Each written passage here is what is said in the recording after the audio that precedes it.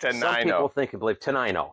Some people believe that it was the number on a railroad engine, that it had a T and a 9 and an O. So the Tenino, because there was a station there.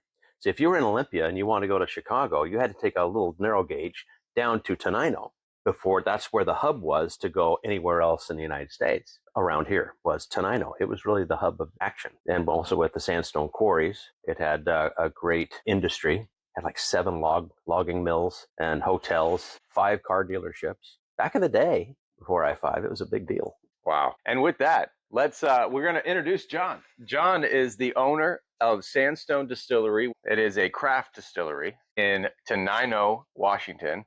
And he's an amazing host on Harvest Host here. We've had the pleasure of staying here with our family, and we had an amazing tasting last night. And his story was so amazing and so awesome, and his facility here is just so interesting that we wanted to be able to share with everybody. And he agreed to be on the podcast. Thanks for being on the podcast. Yes, my pleasure. Actually, we are one of the most amazing. But that's neither here nor there. It's personal opinion of myself. I love it. So, John, introduce yourself a little bit. Tell us about your history and how you came to Tenino, Washington. Gosh, I've lived in Thurston County most all of my life. And Tenino was this little podunk town that really didn't have much about it. And living in the cities didn't agree with me all that much. I mean, you gotta pay for water. I mean, that's crazy. If you don't pay for sewer, who wants to do that? So when you can RV everywhere instead. Mm-hmm. And so we found this place. We were looking for property. We lived in a couple of different places. We're looking for property, and we came out Wright Road. And Wright Road was actually the driveway for the Wrights, the Wright farm, the Wright family. They homesteaded here during the back when you could get the Homestead Act signed by the president. Okay, here's your section of land. If you can tame it, it's yours. And they've been here for like 6 generations. And my property was once part of that homestead. So the Wrights have kind of become really family with us. But it was a gravel road. And we went tootling out to the end of the road, and we're coming on back. It was back in the times where kids riding in the back of the truck with a canopy on it was perfectly, nobody cared. And the window was open. Well, my 4-year-old son pops his head up through. He says, "Dad, I got to pee." Okay, so we're out in the boonies, and so we pull off to the side, and we got this grass out here called canary grass. And it's like 8 feet tall. The kids probably can wander back here and find it. It's just huge, tall grass. Anyway, it's like where the raptors would run through. And so, well, this is a good place, so I got to go too. So we just pulled off, stopped and walking off through the canary grass, and take care of himself, and I'm taking care of myself. And I'm looking over here, and on the ground is a yard sign, a garage sale sign. It's laying face down. And we get done and kind of kick it over because, hey, what's on the other side? Is there snakes in there or something? And it was a for sale sign. For sale by owner, and it was this property, and that's how we came across this property and bought it.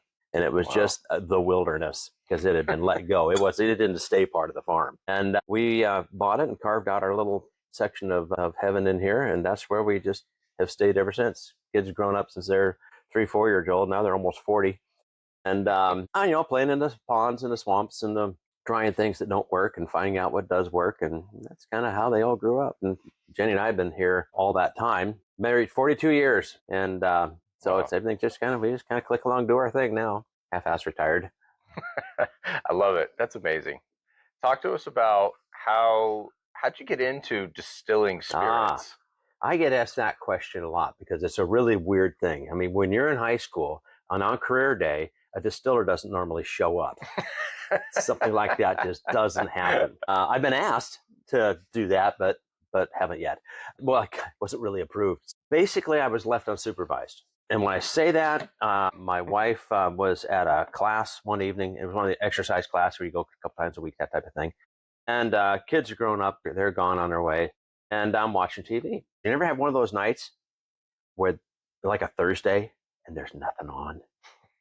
And you're going through the channels, and you got 300. There's maybe 15 that you actually watch consistently. But it didn't have the select thing like you can do now. And you're just going through it and going through it. You've already seen, that movie a dozen times. You just In this hand, I had a little sniffer of scotch. It was nothing fancy. I wasn't a big drinker. But I looked at that, and out of the blue, I thought to myself, I wonder how they make that.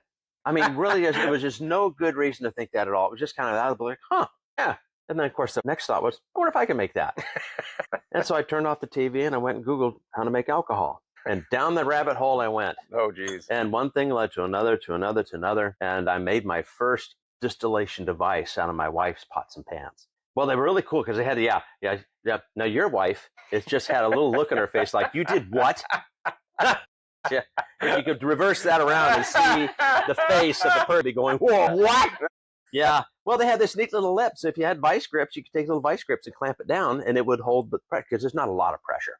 And you can make like a little seal out of water and flour and make like a Play-Doh, and it'll seal. Well, anyway, I drilled a hole in the lid and I went up to a hardware store and grabbed a cork, a black cork, and it would shove in there. And like I said, it doesn't have to be really super tight. You don't need flanges and all that stuff. It's boiling water that you just hold. And if you have a place for the steam to go, it doesn't take much pressure to hold the lid.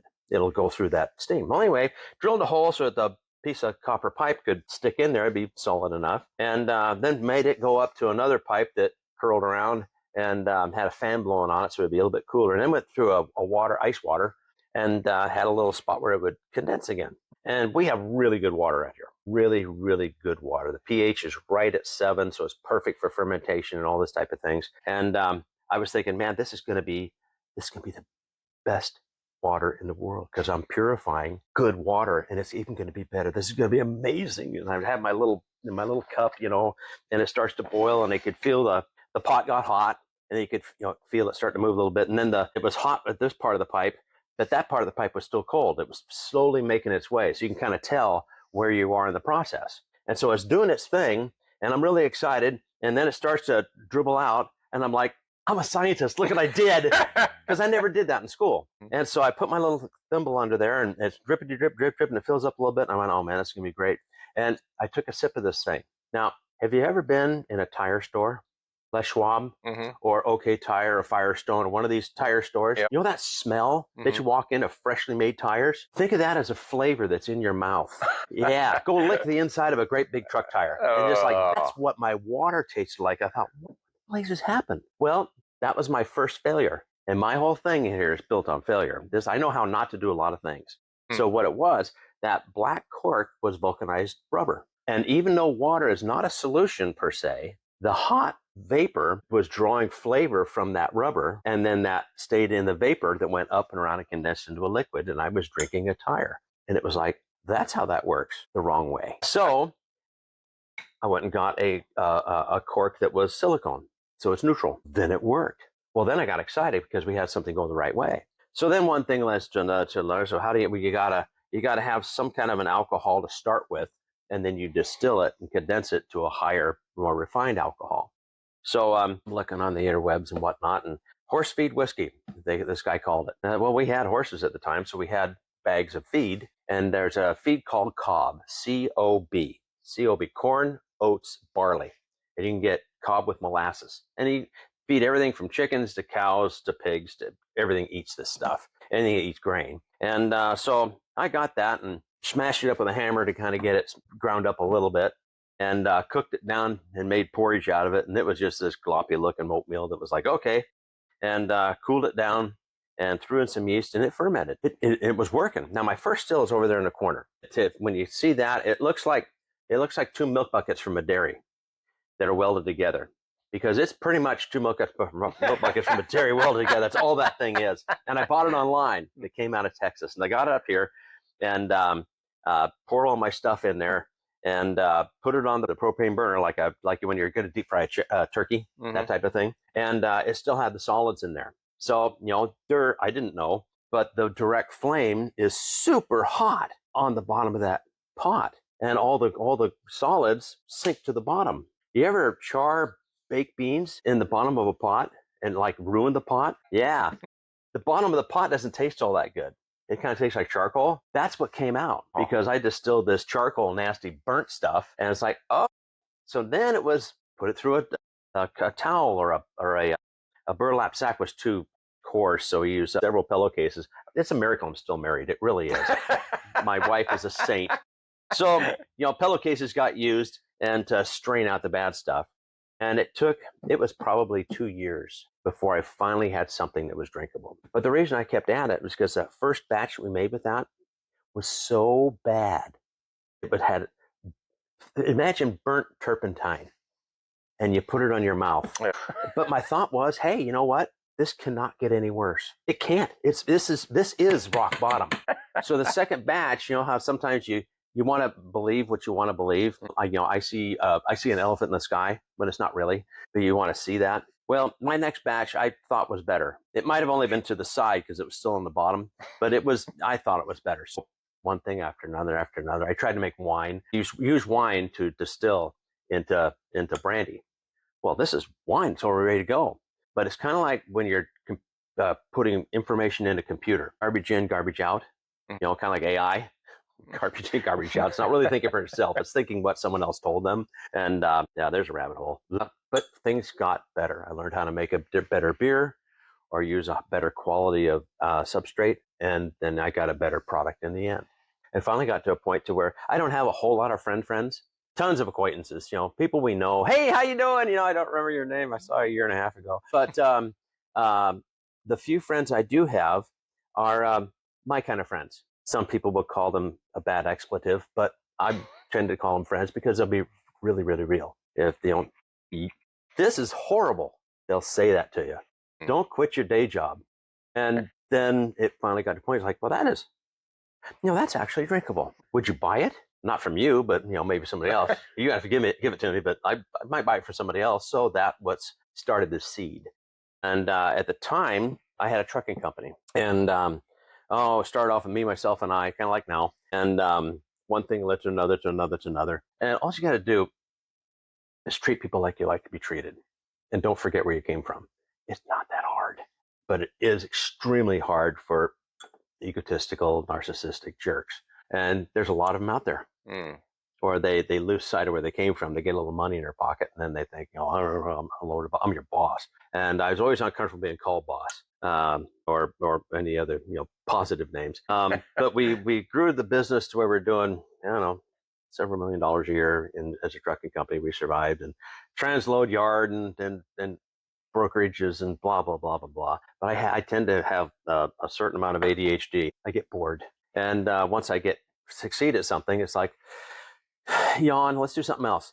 And so I was getting bored with the trucks, and so I sold the company and kind of retired at 51, the ripe old age of 51. Now I had a sailboat at the time, a 33-foot sailboat. Taught myself to sail on YouTube, watching YouTube channels, and bought a day sailor. It was 20 feet long on a trailer. You take it out to the dock, and then you launch it out, and we'll float around and come on back. My dad used to have a real hard time with the whole concept, because you got to go somewhere. You got to have a destination. You got to goals and all this type of stuff. Well, we're going to go sailing. And he says, okay, where are we going? Sailing. Okay. So we would sail and do our thing and come back. And after about a year or so, I got the itch to do the crossing, is what I've always called it, which is across Pacific Hawaii. And I told my wife that. She says, you want a what now? She says, it's kind of like in Jaws, we need a bigger boat. I got a bigger boat, that 33-footer. And on YouTube, figured out how to navigate and all this type of stuff. And it's probably a miracle we made it, but we did. My dad and I and my son. My dad and I sailed down to San Francisco. My son met us there, and the 3 generations sailed across. There's a lot more to that story. It takes a long time to tell, so it won't be on this episode. But if you swing around through Washington again, Dad had a stroke halfway across. We had rescue at sea. We had all sorts of stuff. And it's really a cool story, but you won't be able to do the whole other thing you want to do right now. So we'll leave you hanging with that one. So next question. That's how we got it. And so then we started the distillery, tore down my horse barn because we wanted to start with something fresh and clean, and didn't have like moldy horse poop spores. Was not going to go good in your ferments. Some people are like, okay, so I had this guy who I bought some equipment from, and he had said, well, he was from Missouri, whichever half you're from, and he was like, well, the way we used to do it, they would take the corn, throw it in a burlap sack, throw that burlap sack in the creek, or the creek if you're from north, and it would sit there for several days. And then you take the burlap sack out of when it was good and soaked, and then you throw it in the manure pile. Cover it up, and wait about 4 or 5 days. Drag it out, and if all the little seeds had started to sprout, which is malting, then you would take that. You wouldn't wash it off. You just took that and ground it up and made your mash. I'm like, no, you didn't. Oh, yeah, that's how they did it. Best corn liquor there was, that type of a thing. But, oh, it gets better. The guy also tells me, and of course, and we're all into sanitation. Everything's got to be clean and all this type of stuff. And they would then take in their bucket or whatever they use for their fermenter and let the ferment in a shed. Well, the chickens got into the shed, and they weren't getting a lot of production out of it. Their alcohol level was mediocre. Well, the door got left open, and the chickens went and roosted on the edge of their bucket. Yeah, and so some of them were facing in. Oh no. And some were facing out. Oh no. But you know what? You know what's in chicken manure? Nitrogen. I know it sounds really goofy and really like, but nitrogen is also something that yeast need to thrive. Nutrient that they need is nitrogen, like you spread on your grass. Well, they had this, we had this increase, and it didn't make it taste bad, which is just really. So what they did is they took a 2x4 and they put it across the middle, so that chickens facing either way would all poop into their wort. Yeah, Scout's honor. This happened, and so that's how they upped their production. Yeah. Wow. Yep. And did you call it damn good shit? Sorry, not sorry, but yeah. So that's some of the mentors I had in the back over here. These shipping totes. They're these big cubes that are used for shipping like molasses and maple syrup and juices and all kinds of things. But they're made of stainless steel, so they're good for like caustics and acids and paints and all sorts of things. And they're made by different manufacturers, but they're all built, their specs are all the same, like ocean containers. Different companies make ocean containers, and so, but they're all made the same. And we found some that were sanitary, so they're food grade, and we modified them so that we could cook with them. And what we did is we took a tank that was sitting on 4 legs. So the bottom of the tank itself was about that high off the floor. And what we did is we used the legs as a structure to build a box around it out of stainless steel, then lined it with brick. We put a propane burner in that. So as it blazes a flame, it makes the water boil in the tank. It's kind of like a boiler, but it's more like a big tea kettle. You know, a tea kettle you have sitting on the stove, Yep. And it starts to boil and whistles out the hole. Well, basically we put a pipe on the hole, and when the steam expands, if you give it someplace to go, it's perfectly safe. No pressure to speak of, half a pound. But if the hole gets plugged up or it doesn't have a hole, you're going to have a bad day because it will find its own way. Yeah. Yeah. And that's like concussive, explosive, bad things. Anyway, so the pipe comes out and then goes into my little tank thing here. And the pipe goes all the way down to the bottom and splits into 3.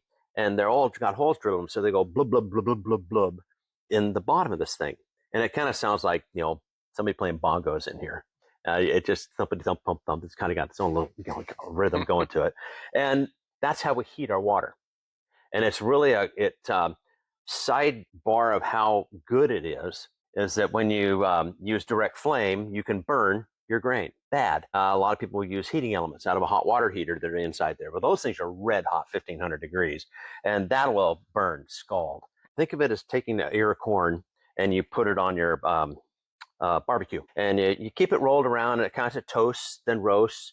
But if you don't pay attention to it, it burns, and then the corn's not really all as good because it's a burnt piece of charred up corn. But if you put that corn into boiling water, then it just cooks, and take it out, smother and butter, and you're good to go. That's how this does. It doesn't scorch the grain. It also kind of stirs it up a little bit because the bubbles are let loose at the bottom and they work their way to the surface. They dissipate their heat in every direction because each one is a sphere, so it's radiating the heat, and convection. Heat wants to rise, cold wants to fall down, kind of stirs it up. And we thought, this is going to be great. It's self-stirring. And we found out that we were wrong, because what happened was we had our 200 gallons of water in there, and we dumped in our 500 pounds of grain, and it all went right to the bottom, and it turned into a gooey dough wad all around each of those pipes. Fortunately, my son's more flexible than I am, and he called in and had to scoop all that stuff out of there, but it was a mess. So we had a mixer motor from Harbor Freight, the disposable tool store, and hung it on there and used straps and whatnot with it, keep it stirred up. So one thing led to the next. Fix what's broken, go to the next. Fix what didn't work. And the cooker now works really super well because we've got a lid. They all got the same lids in the center. And one lid has a stir stick on it and keeps it all stirred up. Well, once we get it all cooked, what we do is we break it when you're cooking or mashing. What you're doing is breaking down the starch molecule in the grain. Grains are made of proteins and carbohydrates or starches. And when you use heat, you break that down into a simpler elongated sugar chain so that yeast can consume that sugar chain. Yeast can't consume a starch. It's too tough. It's too intertwined. But when you break it down, it makes it easier. So that's basically what we're doing during that cook. But once it's all cooked, we take that lid off. And now this stuff is really hot. And if you throw yeast into something really hot, they'll die. Just like throw us into something really hot, we'll die. So we got to cool it down. Well, the next lid has got a cooling coil on it. The water goes in, cold water goes in, and then absorbs the heat, and hot water goes out. So in the wintertime, we can use that excess water instead of dumping it in the ditch. It'll go through the floor. I've got a couple miles of pipe in the floor, so I got radiant heat. Oh, wow. So we kind of recycle that as well, repurpose, recycle, all that fun stuff. So after about a week or so, we have about a 9% beer, and all the grain's still in there. A lot of people will lauter, or they'll filter out the sugary water out of it, and then take the grain that's kind of not, it's a little bit of sugar left in it, but they feed it to the cows, do that, and they separate it that way. Well, we like to ferment on the grain because we can. And the reason we can is because we use steam injection. It doesn't burn or scorch. And so we take that lid off, we put another lid on that's got a copper column on it, it's about this tall. So now the cooker becomes the fermenter, and now without the lid becomes a pot still. Now you've got this pot still that will extract all the alcohol and condense it into a higher form of alcohol. So you got about 300 gallons of wort or beer. Now, so what we do is we extract it out of 300 gallons of beer. We get about 50 gallons. That's how much you lose of about 60 proof, or 30% by volume. So you go from 9% to 30%. That's how you concentrate it. It's like the gray water in your gray water tank. Mhm. You wouldn't want to drink it. No. But it's that color. It's very pungent. And I've had some people that it's like, they smell it and says, well, you can taste it if you want. You dip your finger. And I says, well, I drink that. I says, you need counseling. You should never drink something that bad. What's wrong with you? But we take that, we bring it over to one of these two guys. Now, on the left is Hark, and on the right is Harold. Those are soup kettles off of a Navy ship back in the 70s that we got out of Navy surplus because it seemed like the thing to do. And so we made our own. And that whole thing, it's kind of, you won't find one quite like it. But awesome. You don't have spares that taste quite like ours either. I mean, each still will produce a different spirit. I mean, there's lots that are mass produced now, but also each distiller. Because you see, we got all these different buckets down here. As it starts to, there's a couple dozen alcohols in a batch, and each alcohol will turn to a vapor or a steam vapor, alcohol vapor, at a different temperature. And each one has a different flavor profile to it. So the first thing that turns to a vapor is methanol, and you got to separate that because it will kill you. People die of methanol poisoning every year. Wow. Because it's kind of like antifreeze. It tastes good. It's sweet, but it is deadly. It'll give you. Well, they used to have back during Prohibition, Jake leg. It's neurological damage. It messes up the brain. It gives you tics and things like this. Make sure you don't want to have that. So we separate that into the first one, and then what happens is the temperature will change. It'll bump up a little bit, and it'll also feel a little bit different. To where instead of slippery like a fingernail polish remover, it'll be astringent, and you can, lack of a better description, you can feel your fingerprints, and that's how you know you're out of it. And then I usually let it run a little bit longer just to make sure you're super clean, right? Well, the next thing is several ethanols, and all these different ethanols will taste differently. So I got 4 different cuts of these bigger buckets here that each one will taste a little bit different than the last. So you taste the first one versus the last one that's still in the bucket here, and then you blend them back together for the flavor profile that you want, even though it's out of just one batch. Wow. Yeah. And then there's a bunch that after you, and then it'll start to, you know how you got a quart of milk in the fridge, and it says it's good for another 4 days. But lo and behold, while you weren't looking, somebody left it out, and it's not really good for that other 4 days. Yeah. It's already started to turn. But if you just look at that and read, oh, it's good, or then gulp, if you got it, you smell it. That's what once it's open, I always take a sniff, and you can tell when it starts to turn. Same thing happens with your alcohol. You dip it, it's kind of evaporates because it's so high proof, a little bit of a sweetness to it, and then it'll start to tingle a little bit, and then it'll like bite, and it's that delicate choice between tingle and bite. Some people go into the bite longer. So the spirit tastes different when it's all finished, when it's all blended back together. And some people cut it off early. I tend to cut it off early, so my stuff tastes like what you had yesterday. So that's what these two do. The big one in the back, there behind, is actually a milk condensing machine, built in 1920. So it's over 100 years old. Oh, wow. And it was down at in Chehalis. It used to be the Borden Milk Factory, and then it was bought by a place called Callison Company. And the way you would do it is you'd fill the pot with 1,800 gallons of milk. And as you brought the milk to a boil, the milk steam or vapor would come up through the elbow, and then through the big pieces goes this way. Now, in that big piece of this way was a spray cone, and the water came in where that silver pipe is and would spray cold water on the inside in every direction, because it was like a sieve that was shaped like a tube, and it would spray all over the place. And as the cold water hit the hot vapors, it would immediately condense to a liquid. And you can't see from where you're at, but it's kind of designed to where none of it could go back into the pot. So as it did, if the waste or the milk steam that was regurgitated would come out this pipe and go out in the ditch or the pond or the swamp or whatever. It's 1920, nobody cared. And so what was left in the pot was your evaporated or condensed milk. And that's how you made the stuff back in the day. And there were two of these things, twins, side by side. And they were, one got scrapped in the 70s. And because what Callison's is, Callison's bought the place and they processed cascara bark. What is cascara bark, you may ask? Well, cascara is a tree that grows up here in the Northwest. And it's a tree that when you peel off the bark, if you dry the bark and then condense it, it made a pharmaceutical grade laxative. Yes. Oh, wow. My neighbor, who's 80, he used to peel cascara bark and take it down to the Callison Company, and that's how we pay for his school clothes every year. Okay. Yeah. Some people pick berries, da da da da da da. And if you left a strip of the bark intact, it would all grow back. So it's a renewable resource. Of course, there's always some dipwit that would cut the whole thing and kill the tree, because that's what happens when you cut the bark all the way around. But it was a renewable thing if you thought about it. Well, anyway, we did have this cleaned out really, really well in the inside, because it did this for like decades. Wow. It had this black char on the inside that was just built up, kind of like creosote in your chimney. Well, it had cascara creosote on the inside, and we didn't want to have something have a bad, because it really works. It's organic, and the first batch we want to call damn good shit, but we haven't yet, because I mean, come on. And then when one that I really wondered about was who didn't get the memo at Starbucks when they came out with a cascara latte, because that's what it is. Oh, wow. And if you wonder how come I was loosey goosey after having a cascara latte, that was why. Anyway, so that's what that one did. So what we did is we reverse engineered it. So we take our low wines, except instead of making it in the small one, we make it in this one back here. We do our same batch system to where we heat it up and cool it and distill it, all the same thing. That's all the stuff on the top. We built all that stuff to modify this, because this was a mash tun for a brewery, and it would do all the stuff we wanted it to do.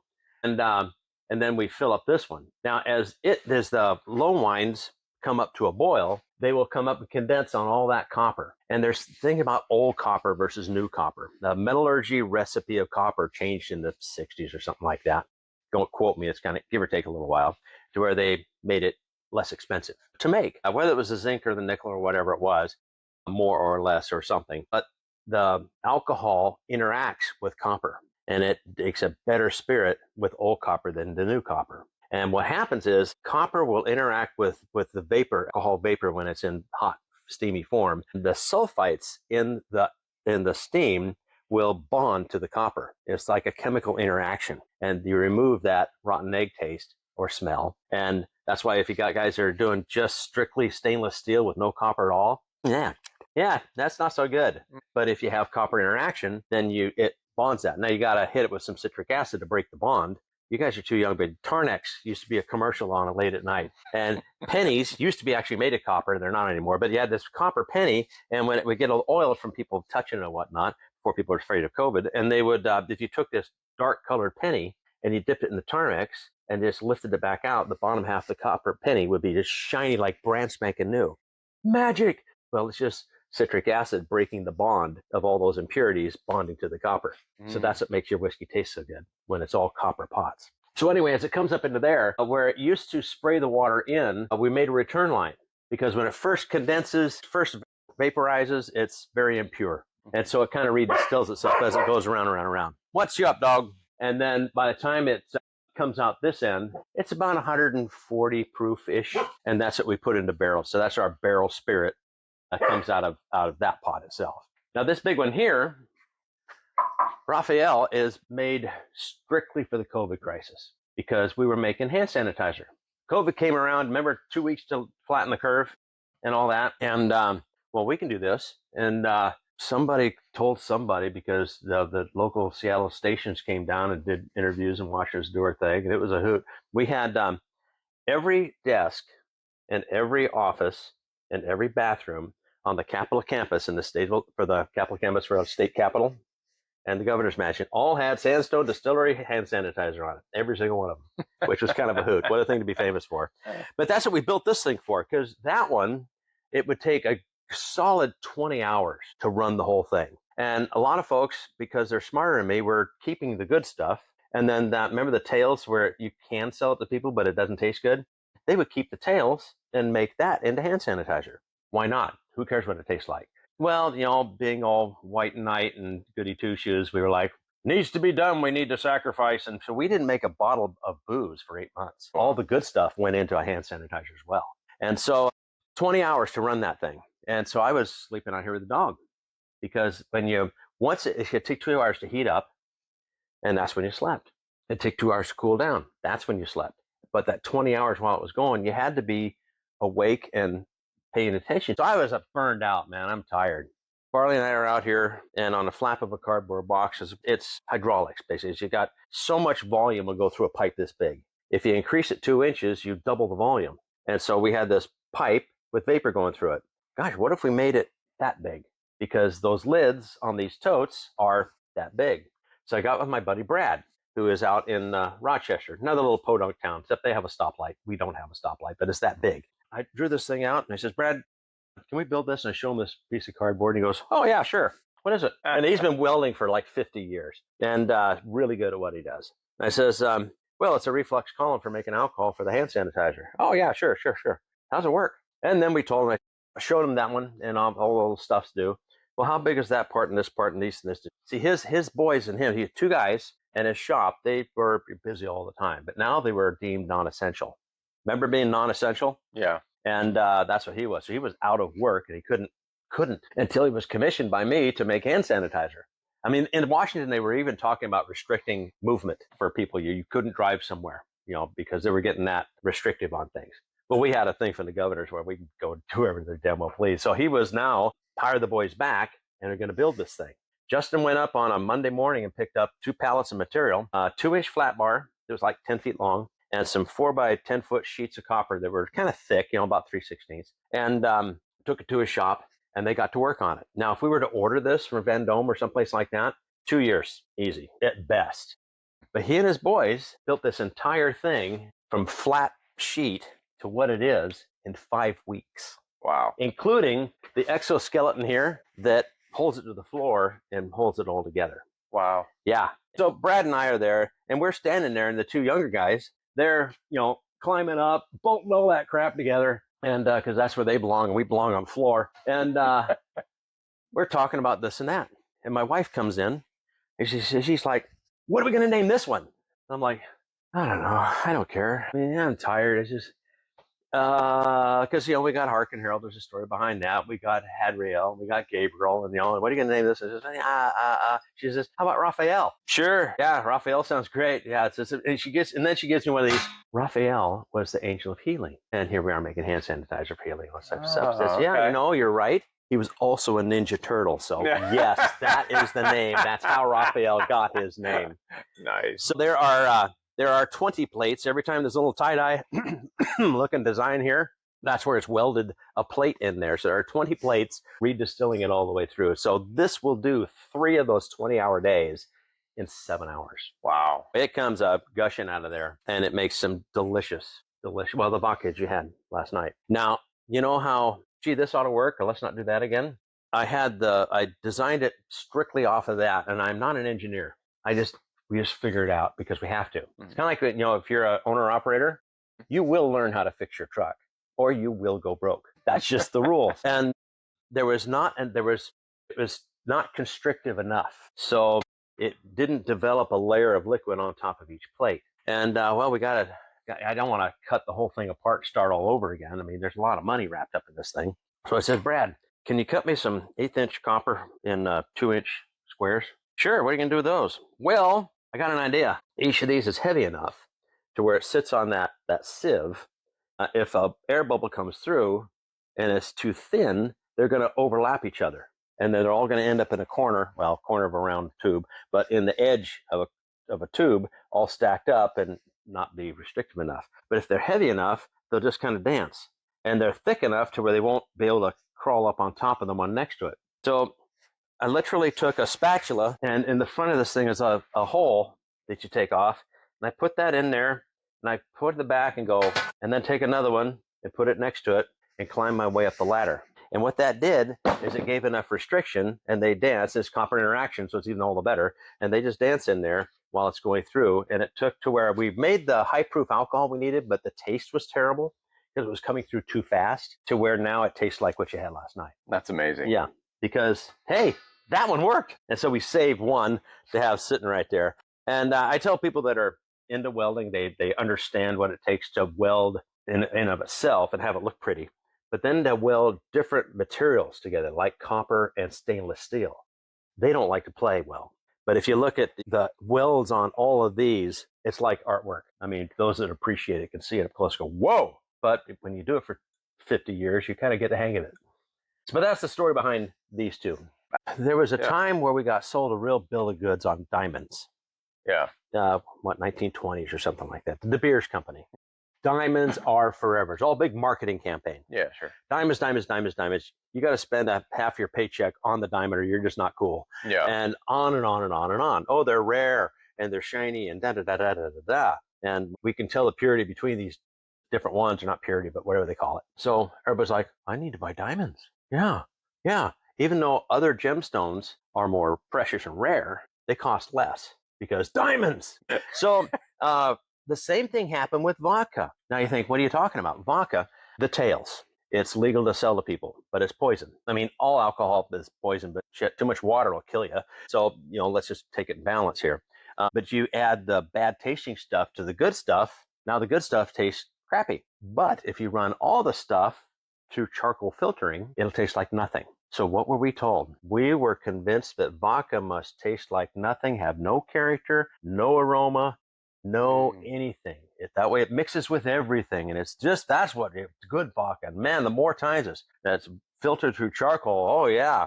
And I'm thinking to myself, now that we know the truth, if you have to remove those bad flavors and it takes 10 times running it through a filter, because you can clear up some really crappy vodka with a Brita water filter. Just run it through the filter enough times, it will clean it up. But the molecule of alcohol doesn't change. The flavor goes away, but it doesn't change what makes you have a headache or makes you sick and all those types of things. And also the liver issues and things like that, because it stays the same. You just remove the bad flavor. In fact, if you take a whiskey, here's something horrible to do. Take a whiskey and pour it through that charcoal filtering, it'll turn clear. Remove all the color. It's like, let's not do that again. But yeah, so my vodka is not filtered through any charcoal whatsoever. It's just the flavor that you get that they say not supposed to be there, because it has to be 190 proof off the still in order to be vodka. That's like vodka being made from anything. So we use grain. When you ferment grain, it becomes beer. When you distill beer, it becomes whiskey.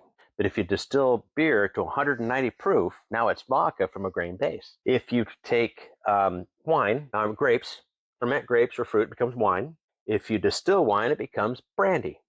But if you distill that wine to 190 proof, now it's vodka from a grape or fruit base. Grey Goose, grape-based vodka. Interesting. If you go to Hawaii, a lot of sugar cane, and it makes rum. If you distill that rum to 190 proof, now it's vodka from a sugarcane base. Same thing can do with anything you can ferment, can become vodka up to there. That's why someday I'm going to make a Twinkie vodka. Think about Twinkie vodka and not shake the camera. They're still around, and they're all sugar. I mean, you don't even have to heat the water up very much. All it has to do is dissolve and then toss your yeast in, and they're going to start consuming the sugar. And I didn't talk about that part. You consume the sugar, then the yeast consumes sugar. They excrete alcohol and CO2 bubbles. Now, if your kids were in here and we were going through a little science biology lesson. We talk about these little single cell organisms called yeast, and when they multiply through mitosis, which is a splitting of the cells, and all this type of thing, and then that generates heat. That's why you have to have a cooling coil to control the temperature and whatnot. Well, when they consume the sugar, they basically pee alcohol, fart CO2, and that's how you make beer. Science, right there. I love it. I love it. And I can say though, like when we did our taste testing last night, the difference between the vodka and the gins that we had last night versus what we've had over the years that we've had some, it's like it doesn't even taste like the same product. Well, gin is just a flavored vodka. Yeah, that's all gin is, and it's really funny. I've had some people say, "You sure about that?" Yeah, let me check. Pretty sure. But if you start off with a real crappy vodka that tastes like medicine, some vodkas are just astringent. They're harsh. They taste like not floor cleaner, but maybe carburetor cleaner or something like that. Yeah. And it's like, where's the juice? Where's the sugar to mix with that to cover it up? And that's why you get a gin that tastes like a Christmas tree, because they put in so much juniper to cover up the astringency and the ickiness. That's not appealing to many as well. It is appealing to some, but the palate is so unique to the person. So with the vodka that already starts off pleasant, it's not like putting lipstick on a pig. It really is. It's amazing because the mass-produced stuff, the stuff that's really heavily marketed, I feel like they have to rely on the marketing to get people to buy in that it's good stuff, right? And where this is like the exact opposite. It's good stuff, and that's it. Yeah, we're the Joe Rogan of distilling. We just want the truth. We don't care what it is. I just want to know what it really is. That's it. Did we land on the moon? I want to know. Or whatever. I mean, pick a subject. Yeah. No, but it's really, I mean, like that, the taste of last night, the whiskey, because we had vodka, we had the gin, we had the whiskeys. I mean, it was, all of it was so different. And you had a single malt, like we bought a single malt whiskey that you had distilled less than 3 years, but that quality of that whiskey, that single malt, that was on par with, I would say, 25-year bottles that I've had from some of the big brands, big labels. Like I would put it right up there with as far as taste and texture. Like, I mean, and it's less than 3 years aged. Just because it's old doesn't mean it's good. Yeah. I mean, that really is. I've had some old stuff that was horrible. I've had some young stuff that was horrible. Just because it's small batch doesn't mean it's good either. Yeah. Oh, look at these guys. They make it by hand. Oh, God. You should wash your hands first or something. So it all depends. Maybe they didn't wash their hands after they had the sack of sitting in the manure or something there with the chickens and the... Yeah. God, he told me that story. I was like, you're shaking my cage. Yeah, I did not. Oh, no, God's truth. That's what we did. That's incredible. And now, I haven't tried it. I mean, honestly, I've thought about it, but I haven't tried that. We don't have chickens, so. Awesome. But we did have pigs, and the bacon whiskey was a big deal for a while. We got asked to go to a thing called Bacon and Bourbon Fest. We're just brand new in the business, and this was like they were going to give us a free table, and usually it costs a couple $100, blah blah blah blah blah. And I'm like, yeah, we'll go. So my wife gets home from work, and she says, I says, hey, guess what? We're going to go to Bacon and Bourbon Fest up in Seattle. And she looks like me, like, what are you, stupid? What are we going to take? We don't have any bourbon. It takes a long time for bourbon, and we don't have any bacon. I mean, what are you thinking? Of course, husband says, don't worry, we'll figure it out. Which is husband for, you're going to fix it, right?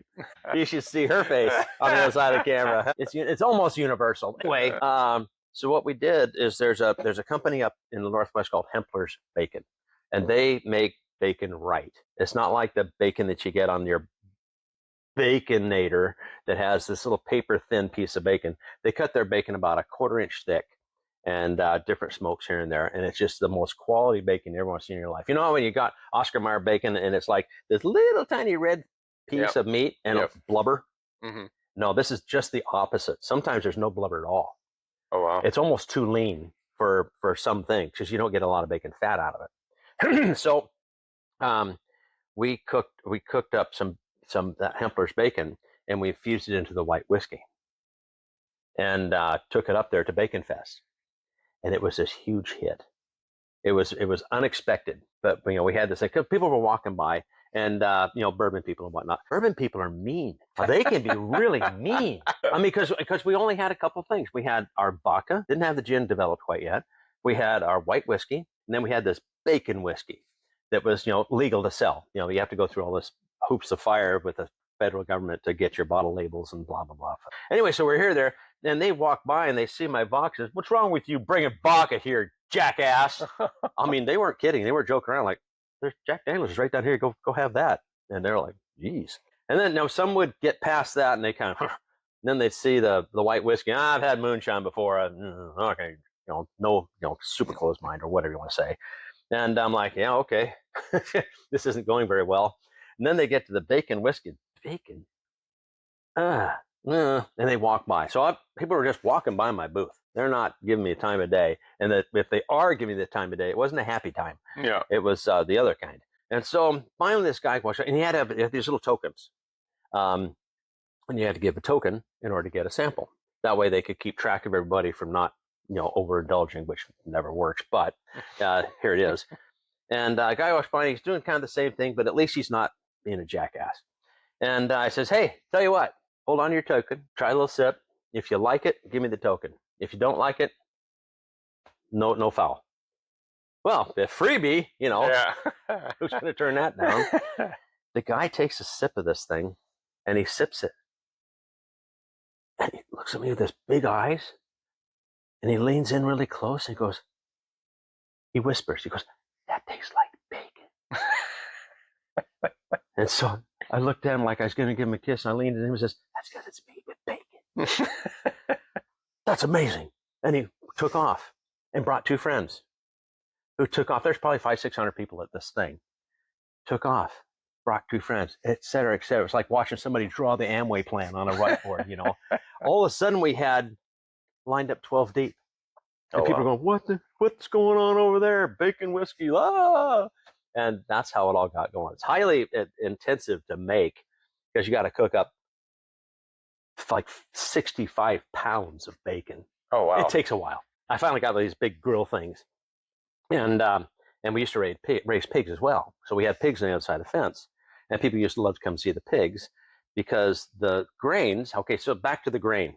Carbohydrates, proteins. Carbohydrates get converted into sugars. Sugars get fermented into alcohol, which gets distilled away into the product. The protein of the grain is still there with the grain. So you got this super highly protein-rich slurry that you'd feed to the pigs. So the grains that made the whiskey got fed to the pigs that made the bacon, then went right back into the whiskey. Oh, wow. Circle of life on the farm right there. So we've got all sorts of silly stuff like that's been going on. And the cows will eat it too. There's a gal in Tenino, artist, nothing fancy, murals, feel things like this. She's not like a full-time artist. I asked her, I says, hey, Tammy, could you go out to the quarry and take some pictures of the quarry itself and maybe see Keith if he's there. He's the one stone carver that was there doing this thing, stuff like this. And I told her what I wanted to do for the label. She says, oh, yeah, sure, we'll do that. She went and took some pictures. And Keith was carving on my stone that's out in the front there. Oh, wow. And that came out of, this is great-granddad, Andrew Wilson, out of his quarry in Tenino. So anyway, she comes back and she did a watercolor rendering of that photo. It's not exactly perfect as when you elaborate a little bit. It's still the core is like there, and of him carving on my stone. So these are Keith Phillips' hands carving on that stone, and that's what I put on there. We are first year in. What do? You enter your spirits into a contest to see how you compare with everybody else in the world, right? And there were a couple thousand distilleries across the United States at that time. And there's a group called ADI, American Distilling Institute. And they had their convention in Denver, Colorado, or Colorado for the yuppies. And so we entered our vodka and our gins and stuff, and a white whiskey. So here we were at this convention. You have the day where you look at all the different stuff. People are selling like their bottling machines and label machines and stills and all this type of stuff. Then you have the banquet night where they announce the contestants, the winners of the thing. So who won Distiller of the Year, and blah, blah, blah, blah, blah. And I did not know anybody except for a couple people in the distilling world that were in Seattle. Big distillery. I mean, this thing is gorgeous. I mean, just incredible. This is before I had RAF, or before we had I had soup kettles and shipping totes. That was it. And swapping the lids. That's how we did it down there. And when we were down here, they had I got asked to be on the board of directors for the Washington Distillers Guild. I thought it was an honor. I was like, wow, me, little old me. He says, oh yeah, we think you'd be a great person, to be treasurer. Oh, yeah, okay. Well, it turns out they just needed a pulse. They needed a body because nobody wanted to do it. But here I was. I did it for 3 years. I did my stint, and of course the big distilleries from Seattle and Redmond and all that. They came down here one time for a meeting here and showed them how I was doing my stuff. And one guy was, being kind of a big brother, and nice guy. He wasn't condescending, just a nice guy. We show him how we did it all, and he pulls me aside. He says, John, you're doing it wrong. I mean, you're supposed to do this part, then you pump it over here, then you lauter, this is how, you're supposed to do it. Yeah, well, this is what I could afford. So, again, they keep us in the woods for a reason. So that's how we do things. And now back to the banquet. I'm sitting at the table with 10 people, and they're all the Seattle people, because it's only recognized faces. And there's one guy from Wyoming or something like that. And we're sitting there, and up on the Jumbotron comes one of the big distillers, and he got a bronze medal for his vodka. And I'm like,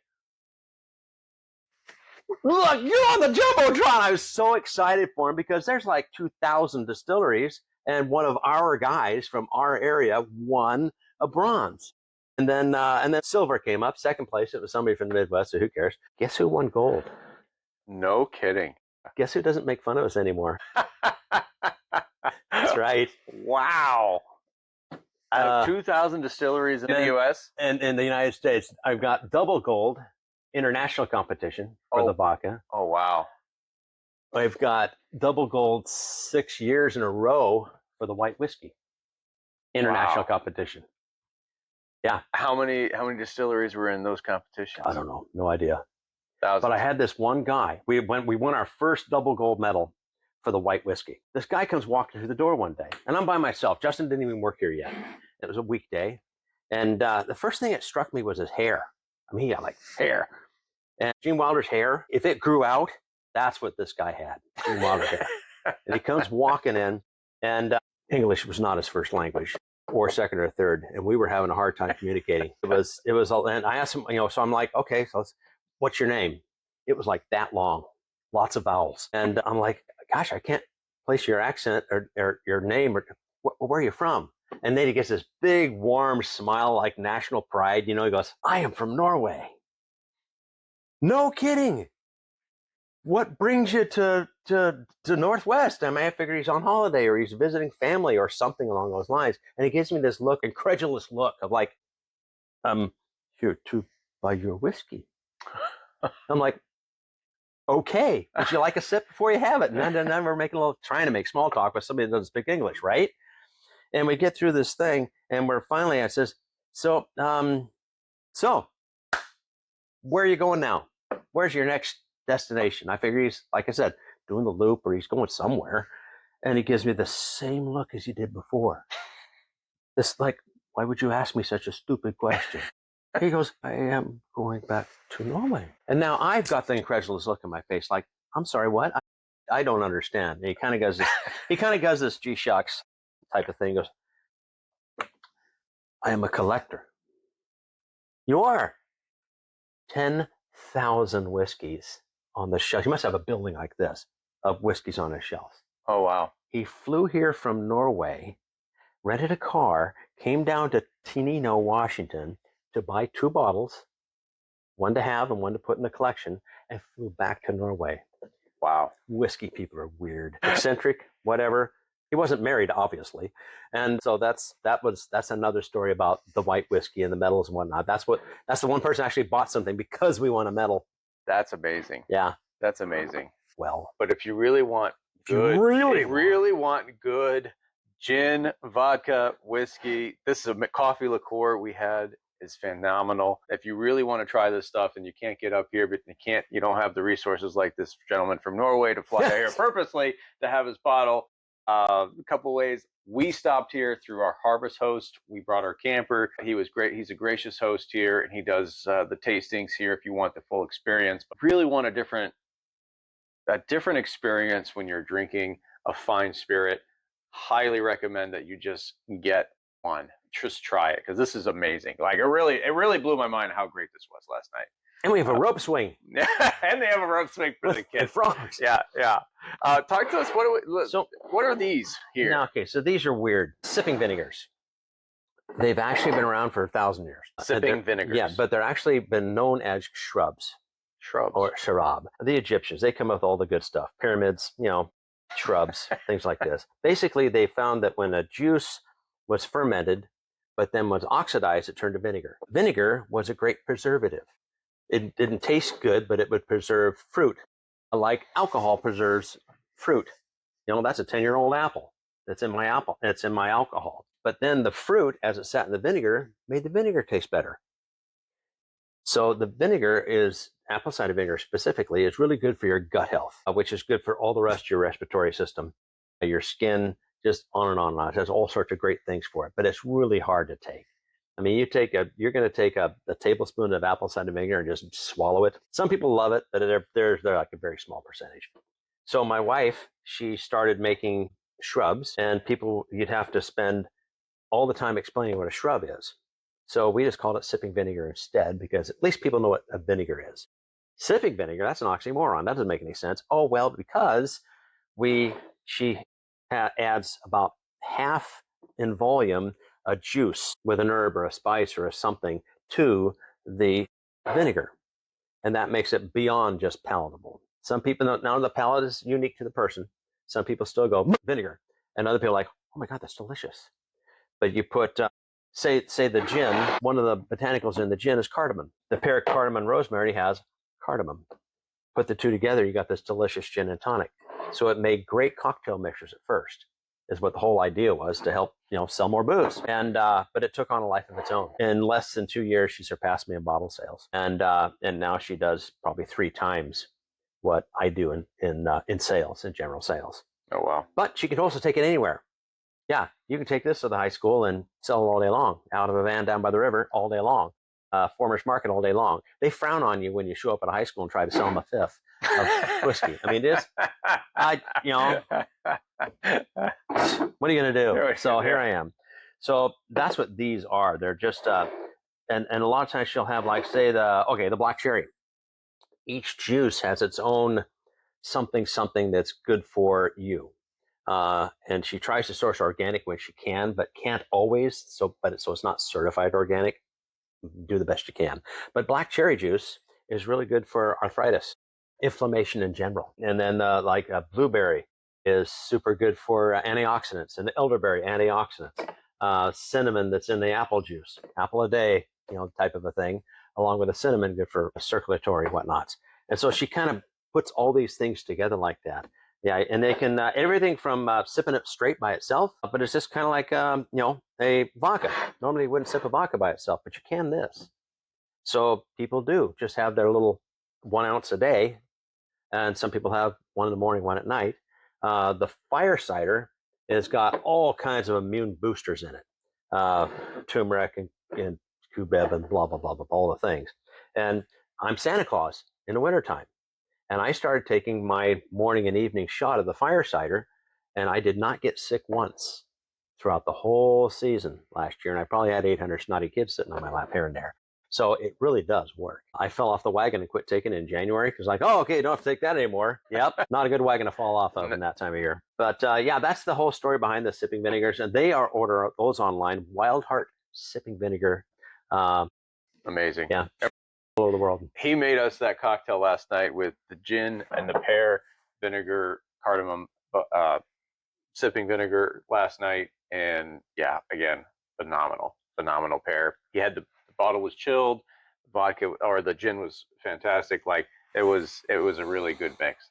So I really appreciate you walking us through this whole process and the evolution of your system, your site, and it's really amazing. Because you didn't even tell us all last night about all the awards that you had won. Like we were just drinking it and having a great time last night, and he was very modest and not even saying about all the different awards that you won. Um, where do you want to see this go? Where is this going? I know that you're kind of doing all this yourself, but what do you see as your future here? Originally, it was to pass on Mm-hmm. to my son, but since COVID happened and things in the economy and whatnot, it got to a point to where now it's just me, myself, and I by myself. So it's for sale. Somebody wants to buy a great business and take it to the moon and do something. You betcha. Oh, wow. Did I start something from scratch? And do I want to? No, I'm sunsetting. Sunsetting. Yeah, I'm sunsetting for myself. I I make vodka is relatively easy to make, so I can make that, and the white whiskey is the same process. I've got enough barrels put up that if I just sell them out of here like I do, there'll still be barrels left when I'm dead. And there's one barrel up there that's my death barrel. Yeah, there is there's a wooden tap over there that upon my death, Justin's going to bore a hole in there, and we're going to slam that tap in, and they're going to have a party. I'm going to send off like no other. I love it. Yeah, yeah. For some history of us, Andrew Wilson.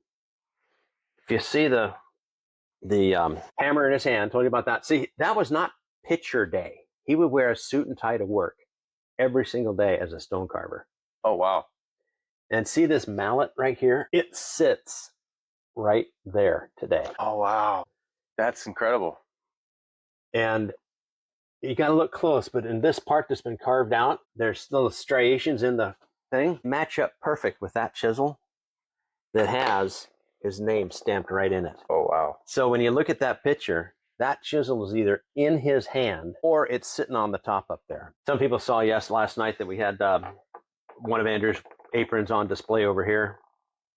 Behind you there, that is the front door off of Andrew Wilson's home in downtown Tenino way back in the day. Oh, wow. Really a nice door because porcelain knob and all that, but it had 2 skeleton keyholes. You don't see that very often. So it had a deadbolt and a locker for the door. Wow. Yeah. So we got all sorts of fun stuffs around here. It just, yeah. You'll be here for a week if I keep talking. Well, John, I really appreciate all your time. You've been super gracious. You've been a great host for us here on our journey, and we will have a link to all of his places where you could find his store, his shop, the sipping vinegars, all the spirits. It's all going to be down there. Highly recommend it. If you're an RVer on Harvest Host, this is a great place to stop and hang out, get refreshed, get in some good spirits, and walk away with a memento. So, John, thanks so much for everything. My pleasure. Safe travels.